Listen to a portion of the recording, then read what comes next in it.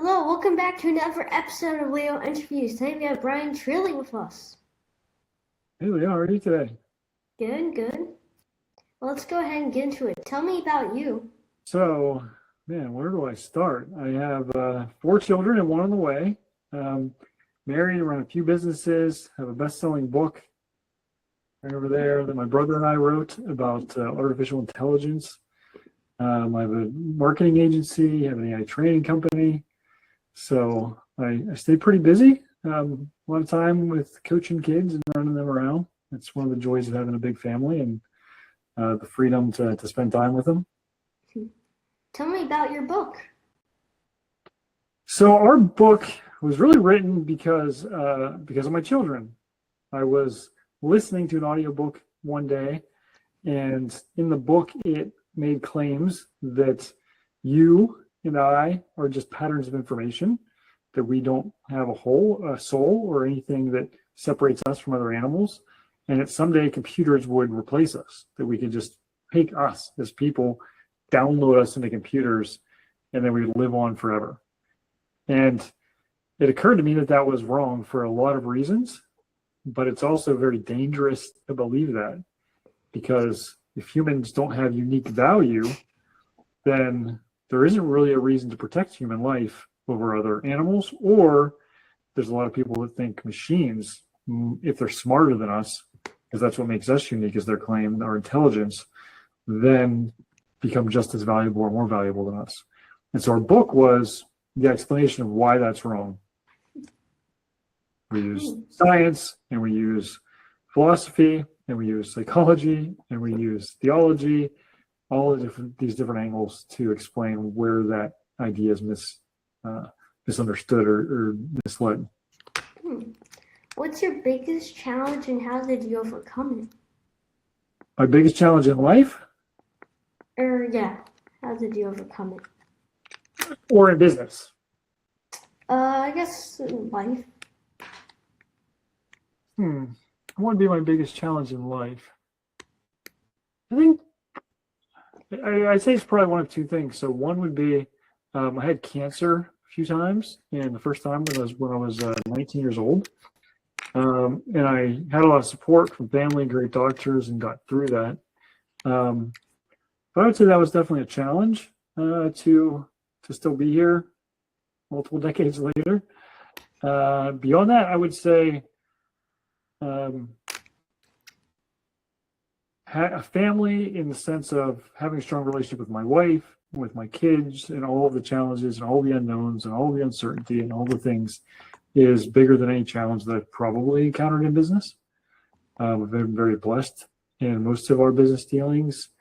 And so, yeah, I think the challenges of being a father and a husband, to me, are definitely bigger. So how do I overcome it? Man, every single day, I'm trying to get better.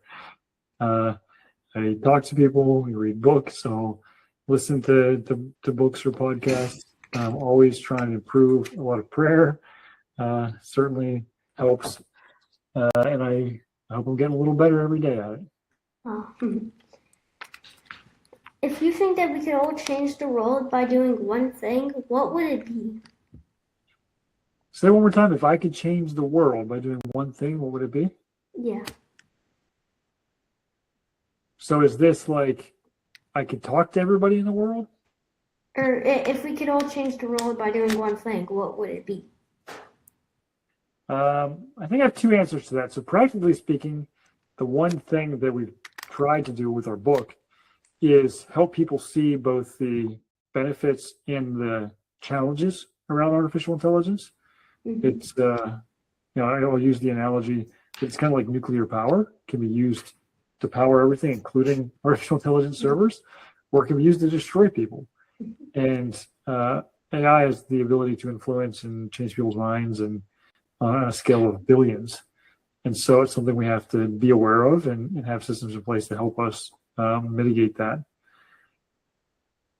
If I had more of a magic wand, because that's our practical way of writing books and trying to talk to people about why this is important, it would be to help every person understand that they are loved infinitely, that their God, suffered for them, and that no matter what you're dealing with, ultimately, this world is temporary, and any plan you make, business, relationships, personal, has to always keep that end in mind. Wow, very well said. Working on it. These are things I try to teach my kids, so I got to practice on how to make sense of it. When you are scared, what is something that helps you feel brave again?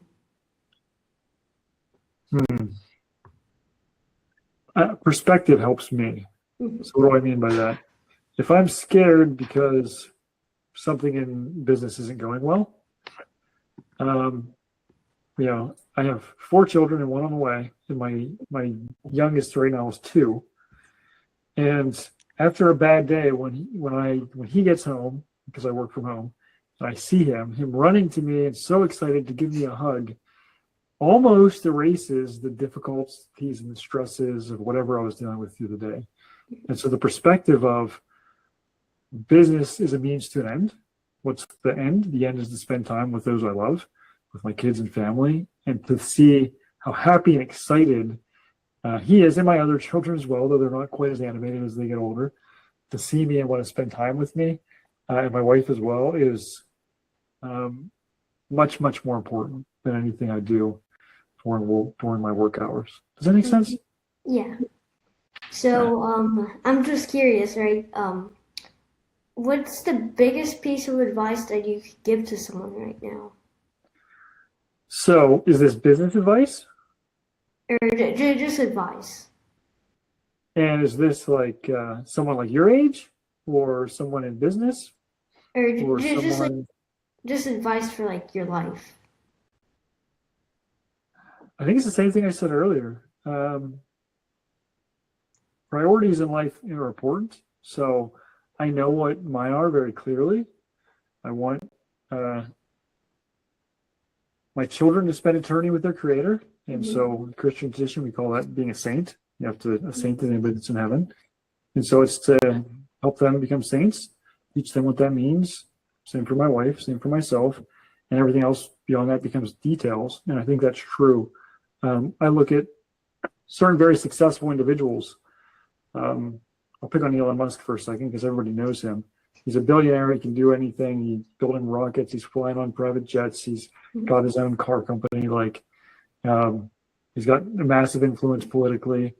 And yet, he doesn't have a good, solid family relationship that I can tell with any of his children or any of his children's mothers. I don't believe he's married, if I recall correctly. But to me, that's it's very sad that he's trying to save the planet and get us to Mars, but he doesn't understand the importance of saving his own family and those relationships and those closest to him, which makes me question if he ever really could save anyone. Yeah. He doesn't know what that even means. Does that make any sense? Yeah, that's a good example because, future Elon Musk, if you're watching this, please do not send a nuclear explosion at my house. Thank you, much appreciative. We are totally just joking. I understand on how, if you're gonna save people by, making a backup Earth, like Mars, right, for say. If you're gonna do that, then at least start small and try to help save your family. Like you said. Yeah, have those great strong relationships, and he might, believe he does have great strong relationships. And so, my point would not be to critique him. I don't know his personal story. It would be to challenge him, and even have a discussion like, what does that really look like? What does that joy and happiness? Where does that come from? And what happens once you die? Your body's gonna end at some point, and so that would be the challenge to Musk, not a, hey, I'm better than you. That certainly isn't at all. I have plenty of faults and mistakes and things I wish I did better.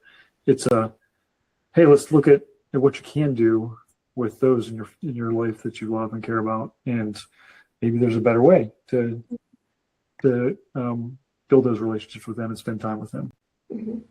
Because if you're gonna save us by making a house or a whole planet, or not planet, but if you're gonna build a whole civilization on Mars, then let's just start with the simple stuff and try to save your family, you know? Because Yeah. like if you can't save your family, how are you going to save us by making a civilization on Mars and probably on the moon? Yeah, and what would be the point? So Hmm if you saved us from climate change because of making electric cars, but yeah, you have a strained relationship with your children, man, what was the benefit? You know, why, why would you, what did you get out of that? So it would be it would be a good conversation. I would love to have the opportunity to discuss with Les and understand his point of view on that particular thing. I've never heard anybody actually call him on that. I know another guy that's been very successful. His name's Brian Johnson. He believes that his mantra is "Don't die," and I actually love his science. I spend hundreds of dollars on supplements and things that he's designed to engineer us to live longer and stay healthy, which totally is viable. But he also went through very stressful relationships, divorce, didn't spend time with his kids when they were young, and I know he's trying to repair that, which is great and laudable and probably more important than all the other stuff that he's doing. And he's, I don't know, a billionaire as well. But the research on that shows that your number one predictor of long-term happiness is your relationships. So that's something that sometimes we overlook in the science of trying to be healthy and forget that most of that health comes from not having stress about the people around you. hmm Yeah, because like if you're trying to save your family and you can't save your family, but you're trying to help save us, then I don't think you even know what the word save is at this point, you know.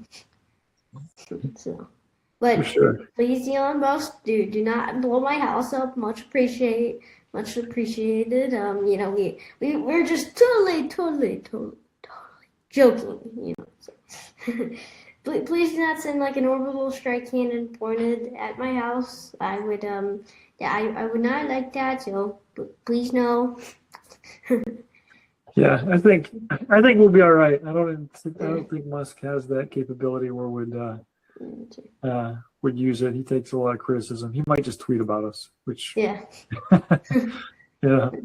Oh, sorry, X about us. We don't tweet anymore. I forgot.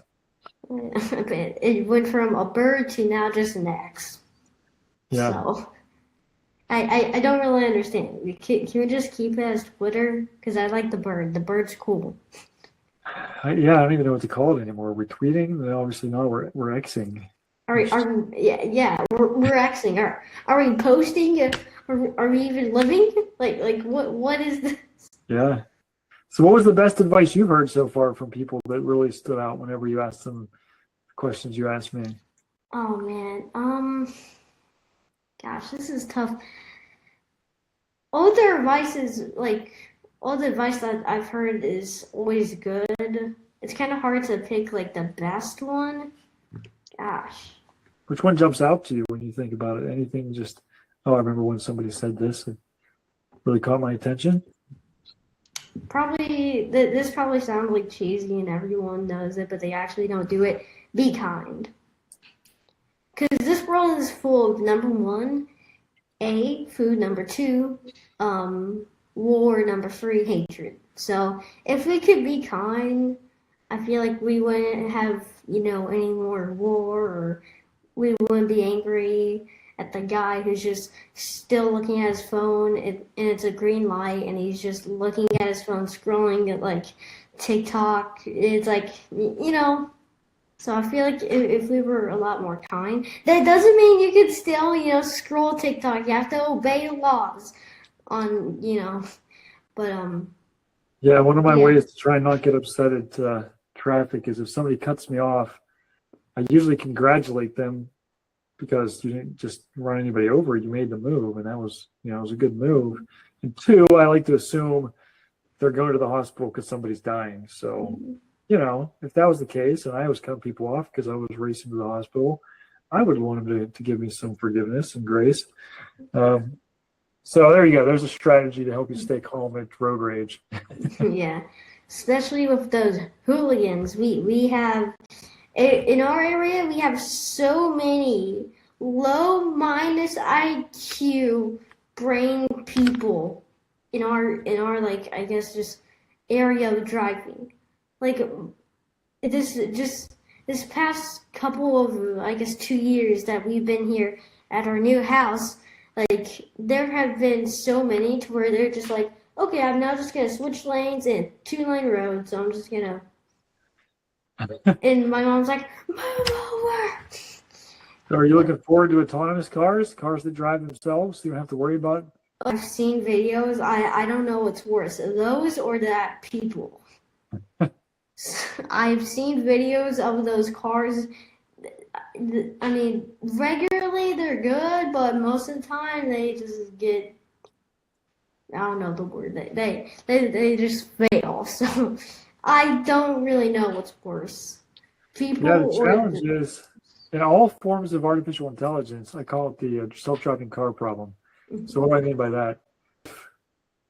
We have somewhere around 37,000 deaths a year in America from cars, so a lot.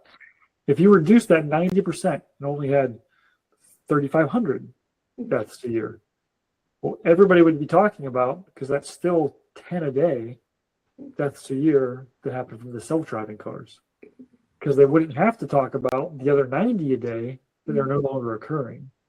And so even though objectively the data shows, hey, we're much safer, there's a lot less accidents, which is likely to be the case, you're never going to have a situation where it's perfect. Yeah. And that remainder, whatever that is going to always create detractors, because if someone you know was killed in a car wreck because of a self-driving car, it wouldn't matter so much to you that 90 other people didn't die today because we weren't relying on humans that were making mistakes or, weren't following the law. And so all forms of artificial intelligence have some version of that. It's never going to be perfect, but the reality is neither are humans. Yeah. So the goal is to get it better and somehow figure out how to live with that. And here, guys, if you are watching this right now and you're above the age of 16 who drives a car, please, just help us out here. Please, at a red light, do not look at your phone, because next thing before you know it, after just, oh, look, it's a text, an hour has passed, and there's 12 million cars piled up because you didn't go at the green light, guys. So please obey traffic rules and go when it's green. So, and please drive carefully. I'm trying to teach my kids that, even though none of them drive yet. My oldest is 10, by not allowing them to have devices. So they don't have tablets, they don't have phones. And I teach them why. So the reason is because as your brains are developing, social media, video games to a lesser degree, but they still have an impact, and just general screen usage causes you to lose attention and lose focus. So that when you start driving, you have this desire to keep checking, like many adults do, and they have fully developed brains. And so helping my kids understand, if you want a healthy brain, if you want your brain to grow strong and literally be more effective, you can't have devices. And so even though most of their friends do, or starting to, we're pretty adamant that your brain's more important than playing on some screens for a few hours a day. What do you think about that? Is that good advice, or you disagree? I have to come guilty. I've played for quite a lot of hours. I one time played, which I don't want to admit it, but I one time played for 12 hours. Oh my gosh. I think I'm cooked. I'm boiled, I'm fried, and I'm probably gonna end up in the garbage bin looking for more hamburgers. So well, I don't know if it's that dramatic. Hopefully not. I just hope I survive. Yeah, I think you have plenty of time to correct it. But now every time you get on that phone or on that screen or tablet or whatever it is, that's a chance that your brain is not having to read or explore or to go outside or to play sports and all these other things that actually expand your brain, ask questions, to talk to people. So that's a decision you get to make. You know the difference, and your parents can't always tell you what to do. I mean, at this age they can, but eventually you have to decide for yourself what you do with all your free time, right? Yeah. Well, before we wrap up here, is there maybe a website or link where people can find out more about you? Let's see. I'm on LinkedIn. I think I'm the only Bryan Trilli on there, so that's probably the easiest way to connect with me. You can also put in BryanTrilli.com, and it'll redirect you. I think it's to my marketing agency, or our book, Soulless Intelligence. Google that. You can buy it on Amazon, Barnes & Noble. Visit the website, sign up for the email list. There's a few different ways to reach out if you're interested in any of the work we're doing. Nice. Well, as always, we have our very special last big bad bonus question. This is the peak of this episode. Are you ready for it? I hope so. Because a lot of people, they don't make it. Like, they struggle here. I'm getting nervous now. You sure you can handle it? I'm not at all sure. Okay. You ready for it? Go ahead, lay it on me. Okay. Are you a Coke or Dr. Pepper guy? Oh, well, you're not going to like my answer. I don't drink pop. Oh. I cannot remember the last time I had a can of pop, or it's got to be a decade or more. Oh gosh. But if okay, I had to drink one, I would go with Dr. Pepper. Okay, so I think currently Coke is winning at 7.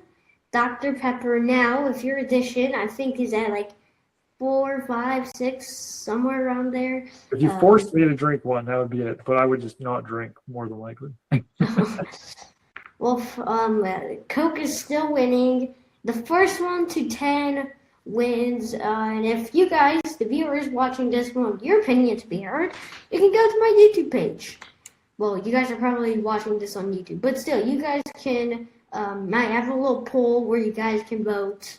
And it's whose side are you on, Coke or Dr. Pepper? And you guys can vote there if you want. Which side are you on? Coke. I gotta go Coke. Dr. Pepper's too sweet. So I like a little subtle, this carbonated, I guess, the whatever they add, fresh beverage. So awesome. Well, I appreciate the time, Leo. This was fun. Oh yes, of course. Well, I'll see you next time. Thanks, Leo. Take care. Well, until next time, guys. Bye. I'm gonna